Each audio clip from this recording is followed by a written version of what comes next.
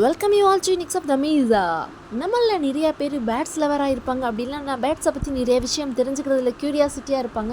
இந்த மாதிரி நபர்கள் எல்லாமே சில ஆண்டுக்கு முன் வரையிலையுமே சீசன் வரையும் வெயிட் பண்ணி பறவைகள் சரணாலயங்களை தேடி போயிட்டு பேட்ஸ் எல்லாத்தையுமே விசிட் பண்ணி அதன் மூலமாக திருப்தி அடைஞ்சிருப்பாங்க.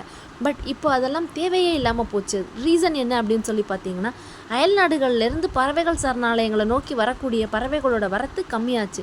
அங்கவே போயிருந்தாலும் இங்கே இருக்கக்கூடிய அளவுக்கு பேட்ஸ் எல்லாம் பார்த்துருப்போமா அப்படின்றது சந்தேகம் தான். பல நாடுகள்லேருந்து கொண்டு வரவழைக்கப்பட்ட பல்வேறு பறவை இனங்கள் எல்லாமே நம்மளோட பார்வைக்காக இந்த மாதிரி பர்டிகுலர் ஸ்பாட்ஸில் அரேஞ்ச் பண்ணி வச்சுருக்காங்க. ஸோ முடிஞ்ச வரையும் நம்ம இங்கே நேரில் போயிட்டு விசிட் பண்ணுறது மூலமாக நம்மளோட மைண்டு ரொம்ப பீஸ்ஃபுல்லாக இருக்கும். நம்மளோட ஃபேமிலி மெம்பர்ஸும் ரொம்ப ஹாப்பியாகிடுவாங்க. நான் சொல்கிறேனேன்னு ஒன்ஸ் நீங்கள் ட்ரை பண்ணி பாருங்கள்.